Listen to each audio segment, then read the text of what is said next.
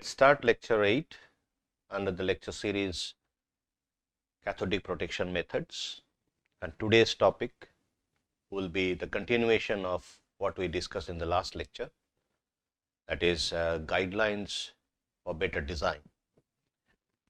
The course is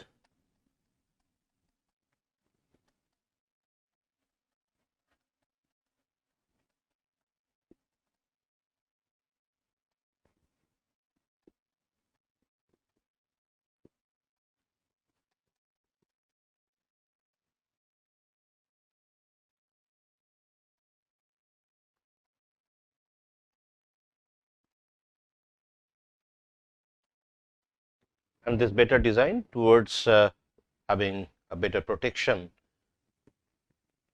from corrosion.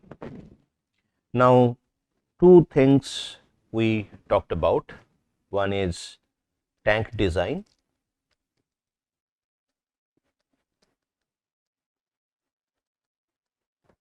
and second is joining methodology. We said that welding is better,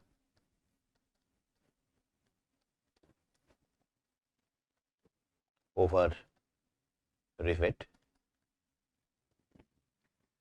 So, let us list down other guidelines. Easy replacement. If any component in a system is undergoing higher corrosion than the other components, it's better to replace, it's better to have some sort of arrangement so that that component which is undergoing heavy corrosion be replaced quickly as well as without disturbing the other components, like pumping system, where pumps are actually going through severe corrosion. In case of pump, one of the major corrosion processes that is basically cavitation. So, we should replace pump quickly without disturbing the pipeline arrangements. So, like one example is pump replacement without disturbing the piping system.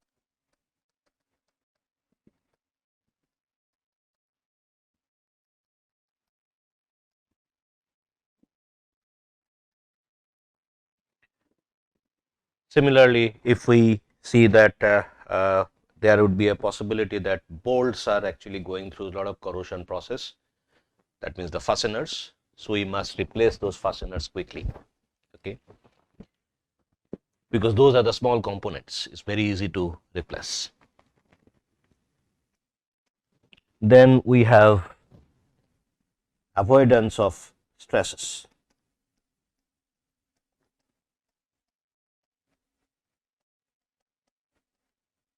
Mechanical, thermal, fabrication related stresses. So, coming to this residual stress part, one classic example is related to knife line attack in stabilized stainless steel. See, if we take, this is knife line attack in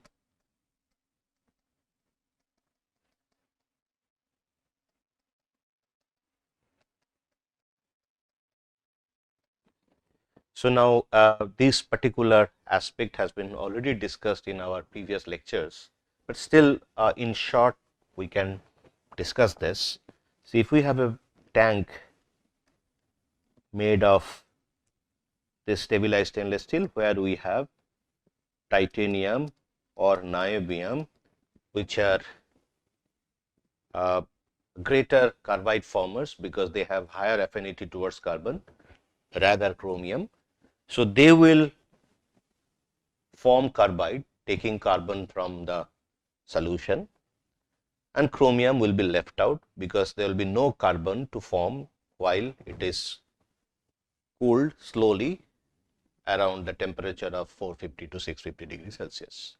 So that is called stabilized stainless steel. Now, sensitization of stabilized stainless steel can also happen due to fabrication method, poor fabrication. What happens if we weld? Let's say this part is weld, this segment is weld. After welding, this is the welding part. So after welding, if it is a thin sheet material, so then one has to go for a little bit of, if one goes for stress relieving operation, so after welding, stress relief operation.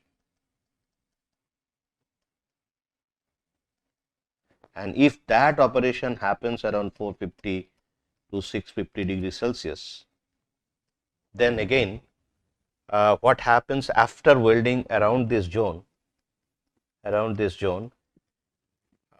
zone actually, because we do arc welding, not gas welding. Gas welding is not preferred welding method for stainless steel. See, if we do arc welding, temperature goes beyond 1600 degrees Celsius. So everything melts, and while everything melts, this titanium carbide or niobium carbide, those are formed during formation of stabilized stainless steel plate, those will also melt. So that means again carbon will go back to the solution. So when carbon goes back to solution, and since this is a thin plate, a thin sheet, so the cooling rate would be very fast. So now all the carbon as well as those elements in those narrow zone, this narrow zone will go to solution. So now titanium, niobium, carbon, chromium, everything is in solution, and of course there will be thermal stress because of the thin sheet welding. Now if you stress relief at that temperature, since carbon is already there in the solution, so a lot of carbon is available for the formation of chromium carbide, and this temperature zone, the carbide formation for titanium and niobium, those are not that faster. Okay, the kinetics are hindered, though they have higher affinity, but kinetics are hindered.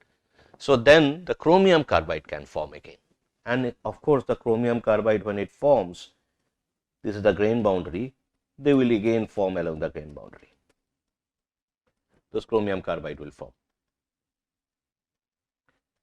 and if chromium carbide forms, that means the stabilization effect is gone.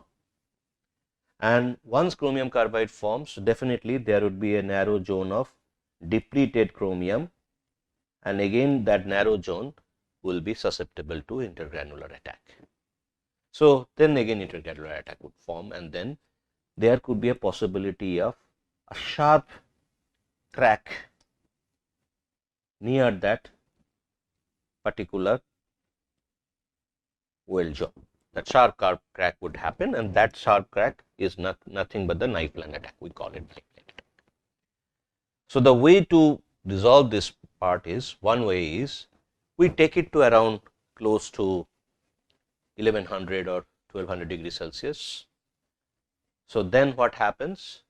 We, by heating quickly between this temperature zone, so that titanium, niobium carbide will again form, because at a higher temperature beyond around 1100 degrees Celsius, around 1050 degrees Celsius, chromium, titanium nitride, titanium carbide and niobium carbide will form, and they will again avoid chromium carbide to form whenever that particular material is slowly cooled after heating there, of course. So if you heat there, so that your stress is relieved, and when you cool slowly, no stress is generated again, fine. But already you have removed all those carbon from the solution by forming titanium carbide and niobium carbide. So that's the procedure one should follow, and once you follow that, then definitely chromium carbide is not forming at all, because the chromium is not finding any carbon to form. So that knife line attack can be resolved, right? So similarly, mechanical stresses can also be possible, like when you deform some places, accidentally some place is having extra load or extra stress, that particular segment can get deformed, and immediately you can have a higher activity from that zone, and that zone can actually go under SCC or stress corrosion cracking. Fine.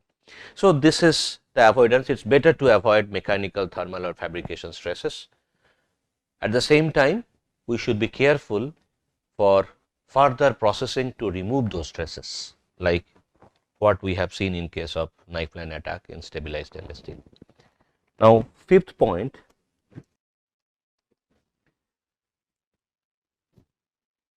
avoid electrical connection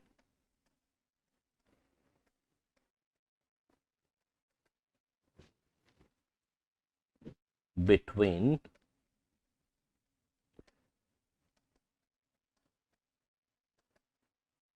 dissimilar metal.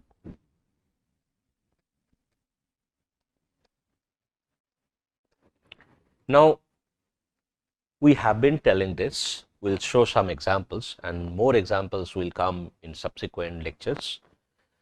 So, it means that if we, let us give an example like copper and iron.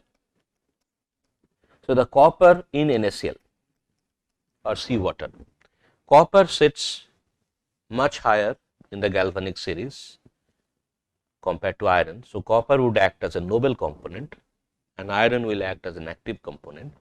So, the cathodic reaction here, it will be oxygen reduction, O2 plus 2H2O, because it is a neutral solution. This reaction would happen. This is a strong oxidation reduction process, and oxygen is a basically strong oxidant. Now, the requirement of electron will be coming from iron dissolution. So, this iron will dissolve. Now, if we connect them, this problem would happen, because there will be easy passage of electron and the current will, this is why the current will flow and iron will dissolve and copper will be protected, because copper will be cathode. This is cathode. We know that the metals and alloys which are sitting higher up in the galvanic series in that particular solution would always act as cathode, and this will be anode, the materials which are sitting below. So, we should avoid this dissimilar metal connections. So, that means we should make components from the same metals or alloys, but practically this is impossible. Okay. So, we have to make sure that those connection, even if there is connection, there should be a proper insulation, and that connection, it should not be electrical connection, rather those two components sitting wide apart in the galvanic series are separated within insulating material. Now, this is one part, and the second part is, even if we have to use materials which are different in terms of their electrochemical behavior, then we should choose materials which are closely sitting in the galvanic series. So, the galvanic effect will be low. That means, and third part is, even if we have, let us say, connection between two alloys which are sitting little wide apart in the galvanic series, we must make sure that the area of the cathodic component should be less. Okay. And at times we have to also coat that cathodic area, even we can leave the anodic area exposed, that is also better. Okay. So, couple of things we have to make sure while having this, because whenever we have a connection between dissimilar metals, the metal which is active would dissolve quickly. So, couple of things we have to make sure. One is, choose same alloys or metals for fabrication, for making any component.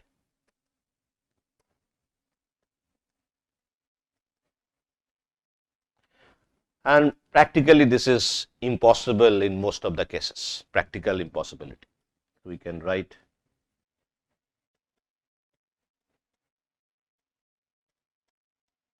in most of the cases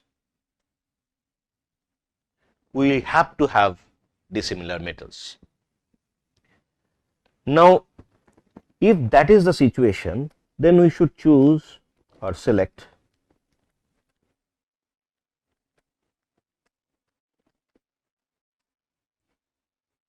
closely spaced in galvanic series. So, what it will do? The effect of galvanic attack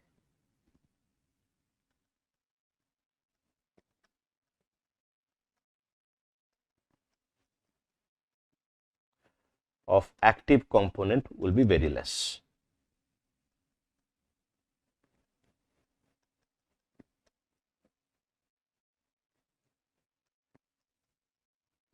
Okay. So, that would be possible, fine. Now, the third guidelines could be, if we have widely spaced metals and alloys components, then insulating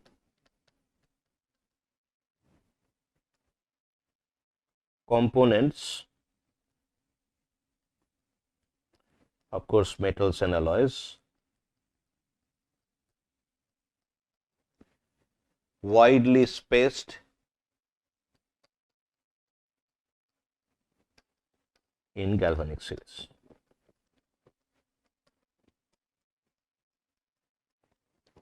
Okay. So, that way we do not have electrical contact and we can avoid this, we can avoid galvanic corrosion. And another important part, which is basically coat cathodic part, okay, or area of cathode should be less than anodic area. Okay. So, these four things are to be taken care of. Now, are to be considered while designing machine components or equipments or practical applications, wherever such situation is arising that electrical connection is essential between dissimilar metals. So, we have to have those issues, those design factors are to be considered.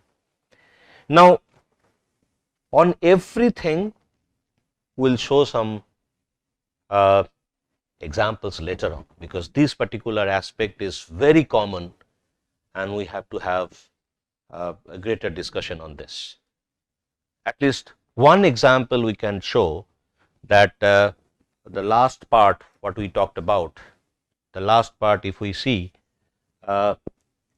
if we consider welding, let us say we are doing welding, two parts are welded. So, this is the weld part. Okay. So, when we do welding, we can make it cathode. Cathodic material can be used as a welding material and this can be anode. Better is using the same material for welding, but if it is not possible, then we have to use weld material which should be cathodic to the welded parts. Why it is to be cathodic? Now, what happens? There are two situations, let us consider. One is, let us say this is one where this part is anode and here this part is cathode and this is then cathode. So, in this case anodic area is very large,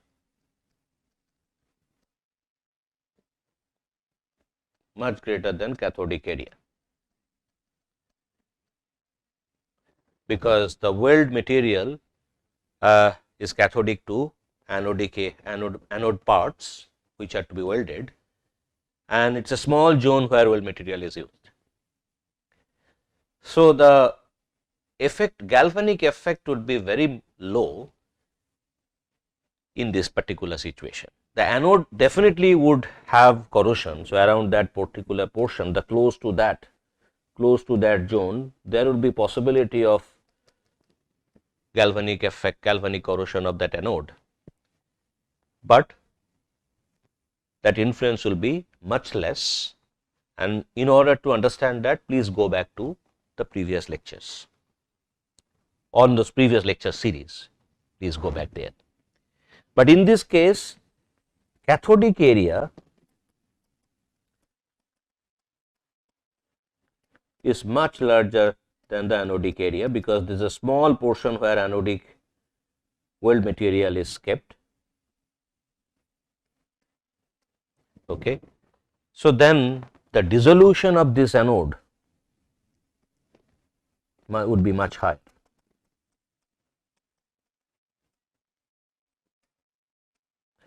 And if this is the case 1 and this is case 2,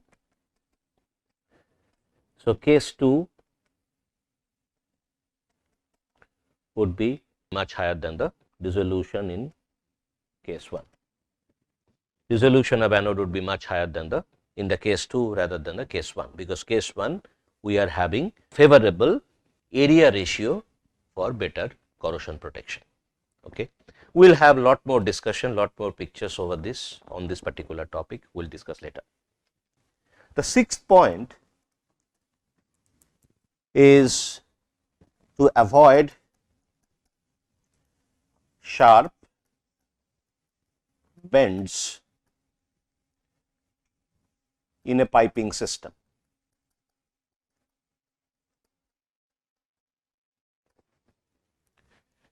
Now, this actually, if there is a sharp bend, then there is a problem of erosion corrosion, and this erosion corrosion is related to impingement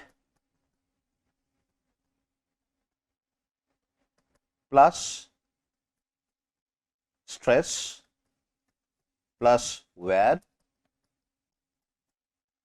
plus corrosion. All those 4 factors can be there. If we have a kind of a smooth bend without sharp bend, actually erosion corrosion can be avoided to a great extent. Let us see some examples. Now, if you see a pipe system, let us say I take this pipe system, let us say if the system is like this, then water flow is coming like this and water flow is going like this. So, water is hitting in this zone. So, this zone is susceptible for extra bit of erosion corrosion. So, the best way is to handle this, you can have a smooth bend, rather instead of this you can have this. Okay. So, then that impingement factor can be avoided. Okay. So, this green color part is the modified design. In fact, in a pipeline system, always you have to have one angle there fitted, with that angle is actually having a bend. Now, this is one instance. The other instance is, if you have a piping system, if it is a smooth one, let us say this is the bend and fluid is passing through, let us say aqueous medium along with let us say even if it is emulsion, it is going like this. But if it is a smooth wall, inner wall of the pipe, then the flow would be linear and then there will not be much of issues. But if there is a situation like this, if the inner wall has uneven portion like this or like this. Okay. So, then there will be an issue. Issue is there will be a lot of turbulence. So, the turbulence pattern could be like this.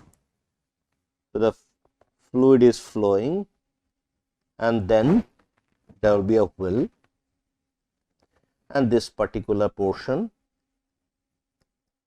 will have erosion corrosion.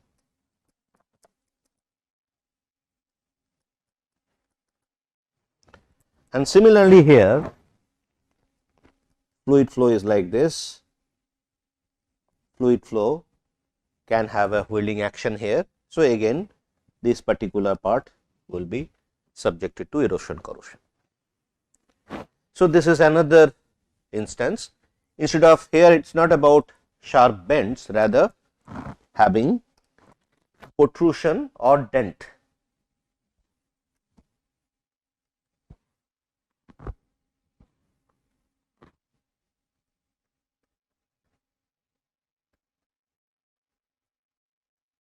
Protrusion or dent. So, this is the dent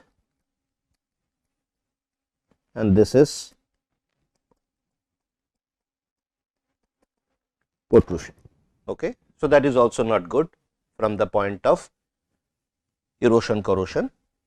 It actually hinders the flow pattern of the liquid. Now, there could be a situation like using deflector so that it can avoid the impingement on the tube wall. So, that deflector is a separate part which is added to the tube. So, now if the design is like this,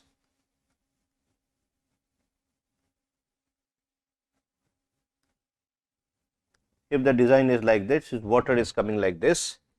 So, it can again hitting here before it goes like this. So, this part again erosion corrosion point.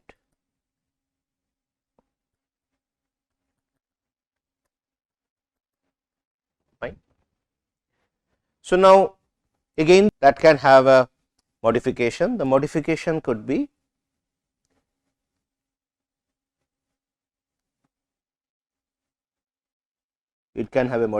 like this. Fluid is coming like this and then going like this. So, the fluid action can go towards this, and here I can put a deflector.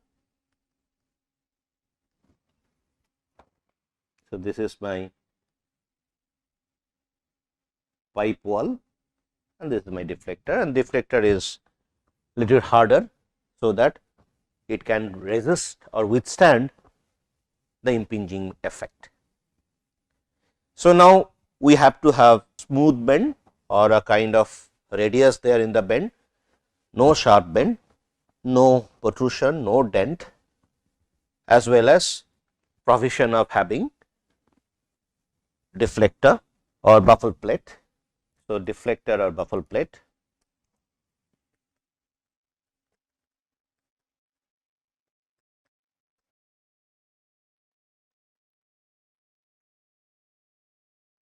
So, that can avoid erosion corrosion. Right. So, first thing is avoid sharp bend, and the second part is in case there is a possibility of erosion corrosion. So, there we can use deflector or buffle plate to take care of that particular wear action. Now, another design aspect could be if we consider a pipeline like this. Okay. There could be a possibility of this bent portion, we can have a separate material. Okay. This bent portion, we can have a separate material which can be a little harder material than the pipeline system.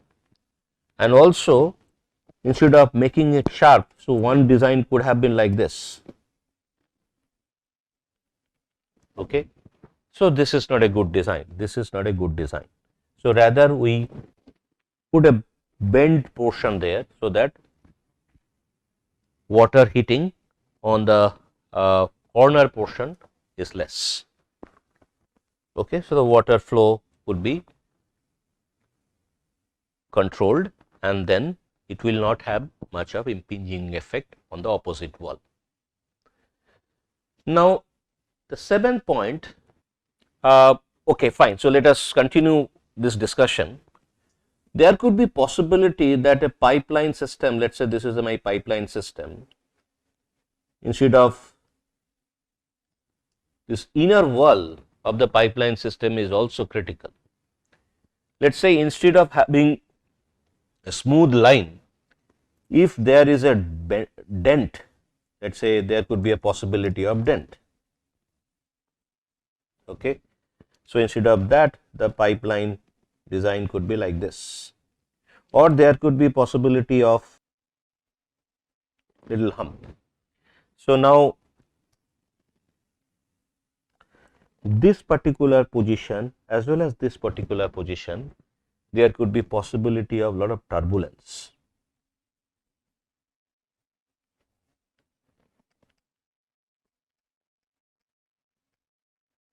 Okay. So, now this turbulence can also have erosion effect.